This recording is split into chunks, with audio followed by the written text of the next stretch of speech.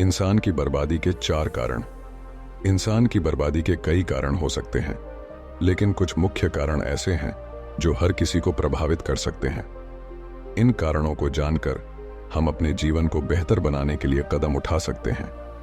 आज मैं आपको यह कहानी बताने जा रहा हूं कि इंसान की ऐसी कौन सी गलतियां होती हैं जो इंसान को बर्बाद कर देती हैं। अगर हम अपनी बर्बादी का कारण जान लें तो हम अपने जीवन को खुशहाल बना सकते हैं। बहुत समय पहले की बात है। एक नगर में एक धनी सेठ रहा करता था।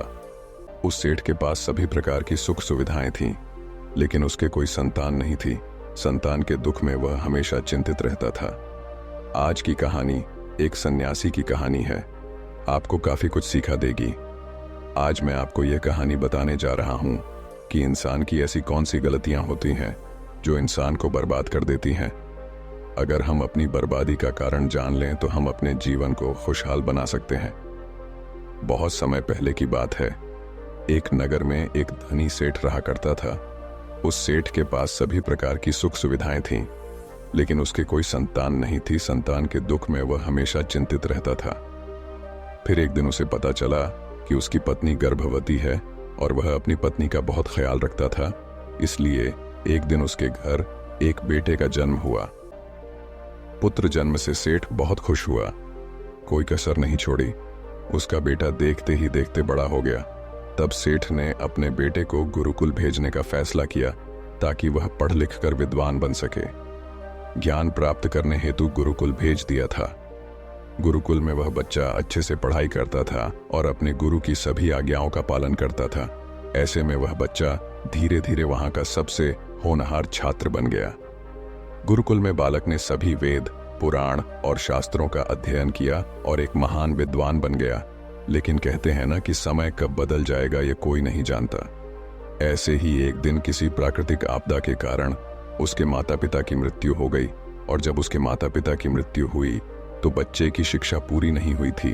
और जब बच्चे ने खबर सुनी कि उसके माता पिता अब इस दुनिया में नहीं हैं और उसका सब कुछ बर्बाद हो गया है, तो लड़का इस सांसारिक मोह में बह गया। इसके बाद लड़के ने कहा कि गुरुकुल से अपनी शिक्षा पूरी करने के बाद वह अपना पूरा जीवन लोगों की भलाई में बिताएगा। दोस्तों, आपने अगर वीडियो को लाइक नहीं किया तो जरूर कर दे। आपका एक लाइक हमें काफी मोटिवेट करता है। फिर जब बालक की शिक्षा पूरी हुई तो उसके बाद बालक साधु बन गया और वह सांसारिक चीजों से दूर हिमालय के जंगल में चला गया।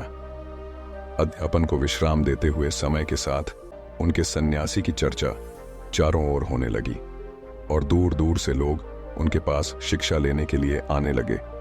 और बहुत से लोग अपनी समस्याओं का समाधान पाने के लिए भी उनके पास आने लगे। वह समस्याओं का समाधान बड़ी आसानी से कर देता था, जिससे वह पूरे राज्य में प्रसिद्ध हो गया। परंतु जिस नगर में वह रहता था वहां का राजा क्रूर व्यक्ति था। जब राजा को तपस्वी के बारे में पता चला तो उन्होंने तपस्वी से मिलने का फैसला किया। अगली सुबह राजा तपस्वी से मिलने के लिए अपने महल से निकल गया और फिर वह उसकी कुटिया की ओर गया। और वहां पहुंचकर राजा ने जब उसे साधु के रूप में देखा तो वह उसे देखता ही रह गया। उसके चेहरे पर एक अलग ही तेज था। जब वह साधु के पास पहुंचा तो उसे असीम शांति का अनुभव हुआ। साधु को प्रणाम किया और उसके पास बैठ गया और उससे बातें करने लगा। वह राजा पहली ही मुलाकात में साधु के व्यक्तित्व से इतना प्रभावित हुआ कि उसी समय से उसने अच्छाई के रास्ते पर चलने का फैसला कर लिया। और मैं सोचने लगा कि इतनी सी मुलाकात में यह साधु मुझे इतना बदल सकता है, तो ऐसा हमेशा रहेगा। यदि तुम मेरे साथ रहोगे तो मेरा जीवन बदल जाएगा। और यह सोचकर राजा साधु से अपने महल में चलने का अनुरोध करने लगा। राजा का आग्रह सुनकर सन्यासी माना नहीं कर पाया और वो राजमहल चलने को तैयार हो गए। तब राजा सन्यासी को महल की ओर ले गए। महल पहुंचकर राजा ने साधु की बहुत खातिरदारी की और उसके बाद राजा ने साधु को एक दाहिने कमरे में भोजन कराया। भोजन के समय साधु ने राजा को धन्यवाद दिया और राजा से जाने की अनुमति मांगी। ये सुनकर राजा ने कहा कि आप हमारे बाग में जब तक चाहे तब तक रह सकते हैं। दोस्तों, हमारे चैनल को सब्सक्राइब करके हमारी YouTube फैमिली का हिस्सा बनने।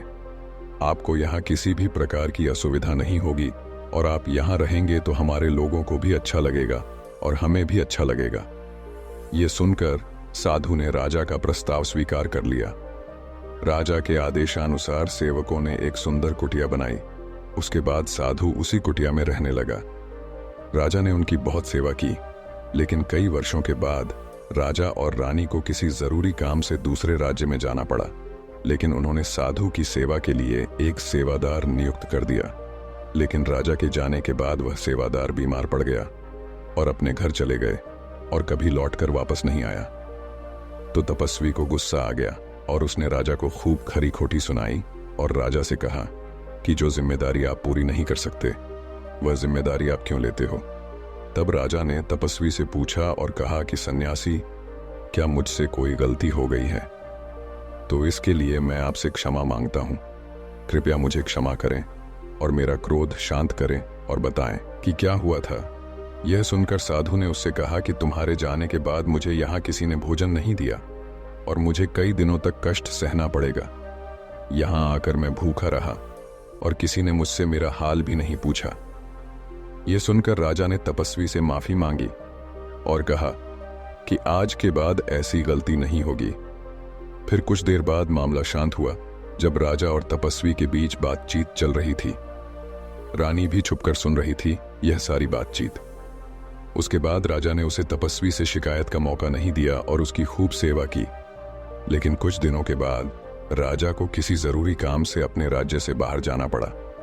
लेकिन इस बार राजा ने राज्य से बाहर जाने से पहले अपनी रानी से कहा कि जब तक मैं ना आऊं तब तक तुम स्वयं ही उस तपस्वी की देखभाल करोगी। यह सुनकर रानी बोली, हाँ महाराज, आप अवश्य जाइए, मैं सन्यासी महाराज की अच्छी देखभाल करूंगी। बाद में रानी प्रतिदिन भोजन बनाकर सन्यासी महाराज के पास भेजती थी। लेकिन एक दिन रानी स्नान करने चली गई और साधु को भोजन देना भूल गई। भोजन क्यों नहीं आया? इसके बाद साधु ने सोचा कि वह स्वयं महल में जाकर देखेगा कि अब तक भोजन क्यों नहीं आया, और फिर वह महल में पहुंच गया। जब वह महल के अंदर पहुंचा तो वहां उसकी नजर रानी पर पड़ी। रानी के लंबे लंबे गाने काले केस जो कि उसकी कमर पर लहरा रही थी, उसकी कजरारी आंखें जो देखने मात्रा से ही घायल कर दें, उसकी हिरानी जैसी चाल। रानी के इतने सुंदर रूप को देखकर सन्यासी चकित हो गया और रानी की सुंदरता सन्यासी के मन में घर कर गई और वह वहां से बिना कुछ कहे ही अपनी कुटिया में लौट आया। सन्यासी रानी के रूप की सुंदरता को भुला ना सका और वह खाना पीना छोड़कर अपनी कुटिया में पड़ा रहा।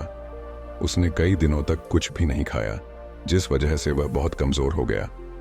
फिर कुछ समय बाद राजा वापस लौटे और जब उसे सन्यासी की हालत का पता चला तो वह सीधे सन्यासी के पास पहुंच गए और बोले कि हे भगवान, क्या बात है, आपको क्या हो गया और आप इतने कमजोर कैसे हो गए? किस गहरी सोच में डूबे हो? क्या मुझसे कोई गलती हो गई है? तब साधु ने कहा, नहीं राजन, आपने कोई गलती नहीं की है। यह सुनकर राजा बोले, तो फिर क्या बात है, आप मुझे बताएं, मैं आपकी समस्या का समाधान अवश्य करूंगा। यह सुनकर तपस्वी ने राजा से कहा कि आपकी रानी की अद्भुत सुंदरता को देखकर मैं उसकी सुंदरता पर मोहित हो गया हूं और अब मैं रानी के बिना नहीं रह सकता। यह सुनकर राजा हैरान हो गया और कुछ देर सोचने के बाद राजा ने उसे सन्यासी से कहा, मैं आपको रानी दे दूंगा। यह सुनकर सन्यासी बहुत प्रसन्न हुआ। फिर राजा सन्यासी को लेकर महल चले गए और जब राजा और सन्यासी महल पहुंचे तो उस दिन रानी ने अपने सबसे सुंदर वस्त्र और आभूषण पहने थे। फिर राजा रानी के पास गया। राजा ने रानी से कहा कि इस साधु की मदद करनी चाहिए, वह बहुत कमजोर स्थिति में जा चुका है और मैं नहीं चाहता कि एक बुद्धिमान व्यक्ति की हत्या का कलंक मेरे सिर पर लगे। राजा की यह बात सुनकर रानी ने राजा से पूछा कि आखिर इन सन्यासी के इस दुख का कारण क्या है। तो राजा ने रानी से कहा कि सन्यासी आपकी अद्भुत सुंदरता के दीवाने हो गए हैं। राजा की यह बात सुनकर रानी ने कहा कि राजन, आप चिंता मत करिए, अब आप सब कुछ मेरे ऊपर छोड़ दीजिए। मुझे पता है कि मुझे अब क्या करना है। आपके ऊपर ना तो सन्यासी की हत्या का पाप लगेगा और ना ही उससे मेरे पवित्र धर्म का नाश होगा। रानी की यह बात सुनकर राजा ने रानी को सन्यासी को सौंप दिया। उसके बाद सन्यासी रानी को लेकर कुटिया पर पहुंचे।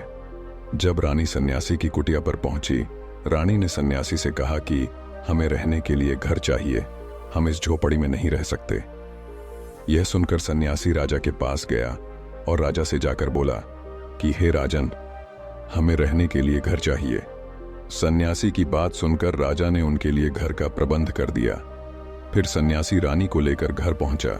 जब रानी सन्यासी के साथ उसके घर पर पहुंची तो रानी ने सन्यासी से कहा कि यह घर तो बहुत गंदा है और इसकी हालत बहुत खराब है, मैं इस घर में नहीं रह सकती। यह सुनकर सन्यासी फिर से राजा के पास गया और राजा के पास जाकर बोला कि ही राजन, जो आपने हमें घर दिया है उसे घर की हालत बहुत खराब है। सन्यासी की बात सुनकर राजा ने उसे घर की हालत ठीक करवा दी। उसके बाद फिर रानी घर के अंदर गई और नहा धोकर बिस्तर पर आ गई। तभी साधु भी बिस्तर पर आ गया। फिर उसके बाद रानी ने साधु से कहा कि आप जानते हैं कि आप कौन हैं और क्या बन गए हैं। आप एक महान साधु थे जिनके लिए राजा स्वयं सभी आवश्यक चीजें उपलब्ध कराते थे, जिनके पास दूर दूर से लोग ज्ञान प्राप्त करने आते थे, जो लोगों को सत्य का मार्ग दिखाते थे, जो लोगों की समस्याओं का समाधान करते थे, जिन्हें सभी लोग गुरु मानते थे, जिसे सब लोग भगवान मानकर पूजते थे। और आज आप वासना के कारण मेरे गुलाम हो गए हैं रानी की। यह बात सुनकर साधु को झटका लगा और उसे एहसास हुआ कि वह एक साधु है और यह सब क्या कर रहा है।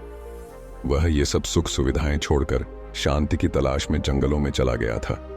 जोर जोर से रोने लगा और चिल्लाने लगा और रानी से कहने लगा कि मुझे क्षमा कीजिए महारानी, मैं यह क्या करने जा रहा था, मैं अभी आपको राजा को सौंप कर आता हूं। सन्यासी की बात सुनकर रानी ने सन्यासी से प्रश्न किया कि साधु महाराज, मेरे मन में एक प्रश्न उठ रहा है, कृपया मेरे प्रश्न का उत्तर दीजिए। रानी की बात सुनकर सन्यासी ने कहा कि पूछो, तुम्हारा क्या प्रश्न है। फिर रानी ने कहा कि जब आपको उस दिन भोजन नहीं मिला तो आप बहुत क्रोधित हो गए। तब मैंने आपके ये रूप पहली बार देखा था और तभी से मैं आपके व्यवहार में परिवर्तन महसूस कर रही थी। ऐसा क्यों हुआ साधु महाराज? आखिर आपको इतना क्रोध क्यों आया? रानी की बात सुनकर सन्यासी ने रानी को समझाया कि जब मैं जंगल में था तो मुझे समय पर भोजन भी नहीं मिलता था, लेकिन जब मैं महल में आया तो महल में आने के बाद मुझे सारी सुख सुविधाएं मिली और फिर मैं इन सभी सुख सुविधाओं के मोह में फंस गया और मुझे इसके प्रति लगाव उत्पन्न हो गया और फिर मुझे इसको पाने का लालच उत्पन्न हो गया और जब मुझे यह नहीं मिला तो मेरे अंदर क्रोध उत्पन्न हुआ। फिर सन्यासी ने कहा कि महारानी, सच तो यह है कि अगर इच्छा पूरी नहीं हो तो क्रोध उत्पन्न होता है और अगर इच्छा पूरी हो जाए तो लालच बन जाता है। फिर सन्यासी ने रानी से कहा, यह इच्छा की पूर्ति ही मुझे वासना के द्वार तक लेकर आई है और मैं आपके प्रति आकर्षित हो गया। इसके बाद वो सन्यासी रानी को लेकर राजा के पास गया और बोला कि राजन, मुझे क्षमा कर दीजिए, मुझे अपनी गलती का एहसास हो गया है। यह लो, आपकी रानी, मुझे यह सब नहीं चाहिए। मैं अपनी इच्छा के वशीभूत होकर यह गलत कार्य करने जा रहा था और अपने जीवन को बर्बाद कर रहा था, लेकिन अब मुझे सब कुछ समझ आ गया है। उसके बाद उसे सन्यासी ने कहा कि हे राजन, मनुष्य की बर्बादी का कारण उसकी 4 आदतें बनती है और दुनिया की हर एक व्यक्ति के अंदर यह 4 अवगुण होते हैं, लेकिन जो व्यक्ति इन पर नियंत्रण कर लेता है वह दुख और परेशानियों से बच जाता है। वहीं जो व्यक्ति इन 4 दोषों पर नियंत्रण नहीं कर पाता है वो बर्बाद होने के कगार पर पहुंच जाता है। यह सुनकर राजा ने कहा कि महाराज, आप मुझे वो 4 आदतें बताइए जिससे कि मनुष्य की बर्बादी हो जाती है। फिर सन्यासी ने राजा को मनुष्य को बर्बाद करने वाली आदतों के बारे में बताया कि हे राजन, मनुष्य को बर्बाद करने वाली पहली आदत है इच्छा, क्योंकि इच्छा ही दुनिया की हर एक व्यक्ति के अंदर सबसे पहला अवगुण होता है और जो व्यक्ति अपनी इच्छाओं को नियंत्रण में नहीं रख पाता है वह जीवन के किसी भी क्षेत्र में सफल नहीं हो पाता है, क्योंकि जैसे ही उसकी एक इच्छा पूरी होती है वह दूसरी की ओर बढ़ाने लगता है और दूसरी पूरी होती है तो तीसरी इच्छा उसके मन में जागृत हो जाती है और फिर ऐसे करते करते इच्छाओं पर नियंत्रण ना होने के कारण इसी जाल में उलझा रहता है और दुखी रहता है। इसीलिए राजन, जब हम इच्छाओं पर नियंत्रण पा लेते हैं तो हम हमारे मन पर भी नियंत्रण पा लेते हैं और जब हमारा मन हमारे बस में होता है तो हमें सुखी प्राप्ति होती है। फिर जो हम चाहते हैं वही हमारे साथ होता है। फिर सन्यासी कहता है कि हे राजन, मनुष्य को बर्बाद करने वाली दूसरी आदत है वासना। वासना का जन्म हमारे मन में उठने वाली इच्छाओं से होता है।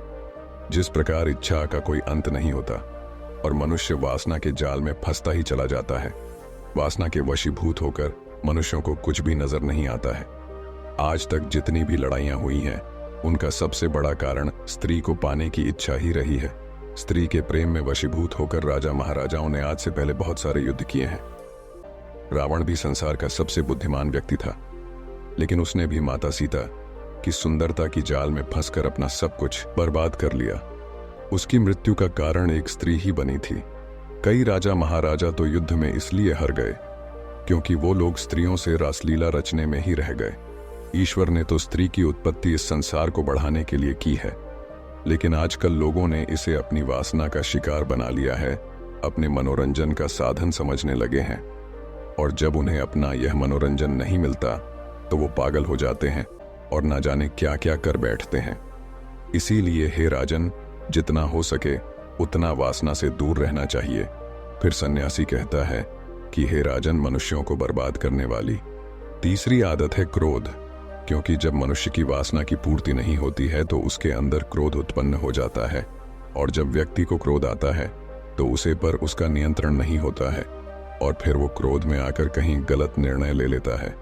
वो दूसरों को भला बुरा कह देता है, गलियां निकल देता है, और जब उनका क्रोध शांत होता है तो उन्हें अपनी गलती का एहसास हो जाता है, लेकिन तब तक तो सब कुछ बर्बाद हो चुका होता है।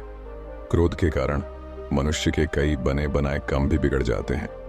जब मनुष्य के भीतर क्रोध उत्पन्न होता है तो वो अंदर से बहुत कमजोर हो जाता है, और एक कमजोर मनुष्य कुछ भी नहीं कर सकता है, उसे कभी भी सफलता हासिल नहीं हो सकती। क्रोध हमारे भीतर तनाव को उत्पन्न करता है, और अगर एक बार हम तनाव में चले गए तो हमारा पूरा जीवन बर्बाद हो जाता है। फिर सन्यासी कहता है कि हे राजन, मनुष्य को बर्बाद करने वाली चौथी आदत है लालच। हे राजन, लालच का फल सदैव बुरा होता है। लालच में पड़कर हम बहुत से लोगों का बुरा कर देते हैं। हर मनुष्य के जीवन में कभी ना कभी ऐसे लालच अवश्य आते हैं जब वह लालच कर बैठता है, और अधिक पाने की लालसा में वह कुछ ऐसा कर बैठता है जिससे जो उसके पास था वह उसे भी गवा देता है। क्योंकि जैसे ही व्यक्ति की एक इच्छा पूरी होती है, उसका लालच बढ़ जाता है और उसके मैन में और कई जन्म लेने लगती है।